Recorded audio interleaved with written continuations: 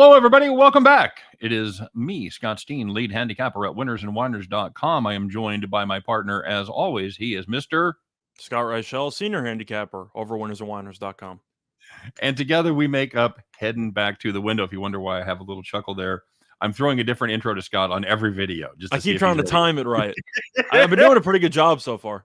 Not bad, not bad. So if you wonder, like, if there's a little pause there, it's because he doesn't know when it's coming. I'm fucking with him on every one of these. I'm going to try to do it 42 different ways. So we are here. We do our show every day, 3 p.m. Eastern, 2 p.m. Central, show called Heading Back to the Window. That's not why we're here today. However, we are taking a look at all 42 bowl games in order, doing our preview on the sides and totals. Scott, we are up to bowl game number 6 as we're taking a look at the Lendingtree Bowl. Scott, any idea what Lendingtree does? I'm trying to remember. Is that it's either a house thing or it's a stock thing? I'm going stock. Oh, I'm sorry. So close, Scott. They actually, if you are getting a new house and you need something for your yard, they will lend you a tree. They'll actually come out, plant a tree. After 3 or 4 years, it gets to be about medium height. They come and get it. It's lendingtree.com. Make sure you check them out. I'm assuming that's an absolute joke, but that's a hell of a business idea. Somebody's writing this down. That's good stuff right there. Hey, man, we got the Eastern Michigan Eagles. They're catching 9 points from the Liberty Flames. So what is it? So what is it? They're a mortgage company. So it was a housing thing. I guessed wrong. Yeah. Okay, I had a 50-50 shot at it. Okay, whatever. You did not have you did not have a 33% chance. They do not actually lend you a tree. No, but I figured it was 50-50. I guessed wrong. Whatever. Well, wait until I hit my stride with once I hit the Cheez-It Bowl, then it's gonna all go uphill from there. I think with these early bowl games saying I had a 50-50 chance and I guessed wrong, that could be a good setup for our bowl predictions. Just saying. Okay, as always, and I'm not going to say this in every video, but make sure you guys check the rosters, see who's opting in, see who's opting out, especially as we get closer to some of the big boys playing. You know what I'm saying? Some of those guys might be playing on Sunday. Scott, Eastern Michigan and Liberty, you'd say, well, none of those guys are going to be playing on Sunday, but I bet at least one of them are, right? One of them should be. He kind of was awful down the stretch, but I'm assuming that Malik Willis should end up playing on Sundays at some point. Yep. Matthew Torvik is in the house again. Matthew's made this is our 4th video in a row that we've done. He's been here for every one of them. God bless you. I barely made the last one. So football. He says over in this one, by the way. Scott, Eastern Michigan catching 9 from Liberty. The total is 58.5. It is an even numbered game, so I will be going first. The Flames, they kind of they staggered to the end of the season. I was trying to come up with an analogy for a flame. They were a bit snuffed at the end of the season, Scott. They lost their I was going to say games. Extinguished, but that works too. Yeah, very nice. They lost by a total of 100-44 against Ole Miss, Louisiana, and Army. They may have had the worst loss of any D1 team of the year, as they lost to Louisiana Monroe as a 32.5-point chalk, lost to them by 3 outright.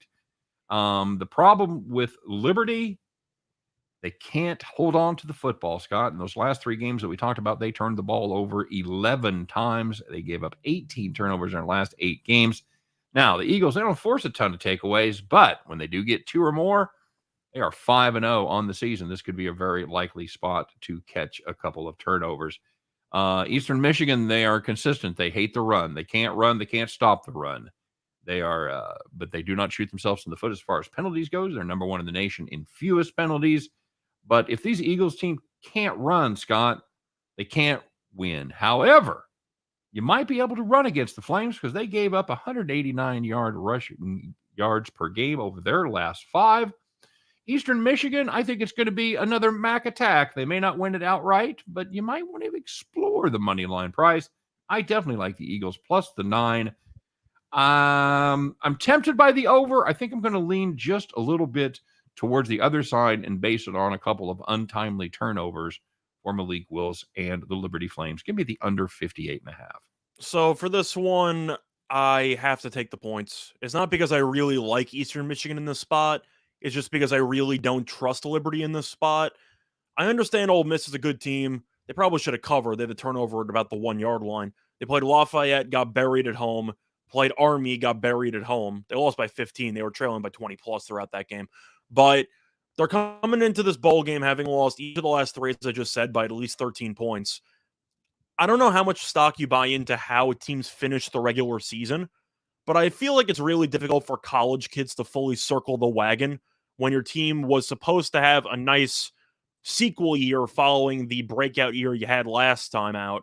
And I don't want to say that you completely fell apart, but you definitely underperformed.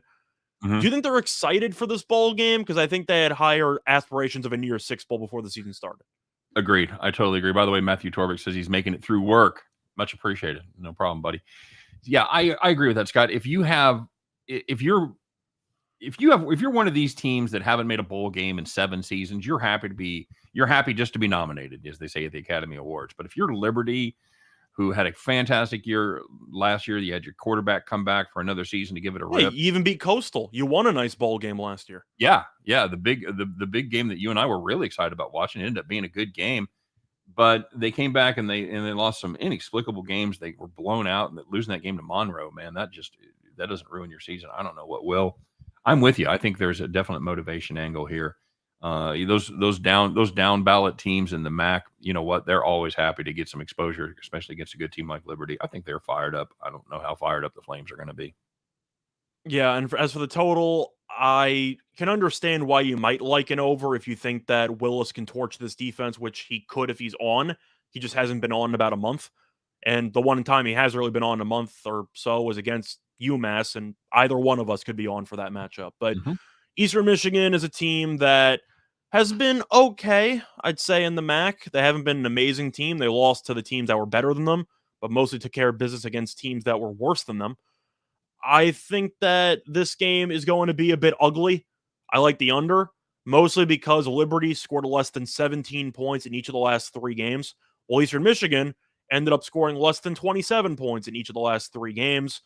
So I expect at least one of these offenses to sputter. Give me the under, but I do think that the spread does seem a little bit high for a team to lay when they've lost 3 straight games entering the bowl game. I'm with you. So once again, we have a consensus on this. You and I both like the Eastern Michigan Eagles plus the 9, and we like the under, the total of 58.5. So make sure that you stop by and put your plays in the comment section. Who do you like? What's your side? What's your total? We'll tally them up. We'll put out a consensus before the game and see how everybody ends up doing. So that's going to do it for bowl game number 6, the Lendingtree Bowl. Scott and I will be right back as we take on bowl game number 7. Thanks for joining us today. Guys, good luck on all your plays as always. Don't forget to catch us every day as we do our show, 3 p.m. Eastern, 2 p.m. Central. Scott and I head back to the window. Take care, everyone.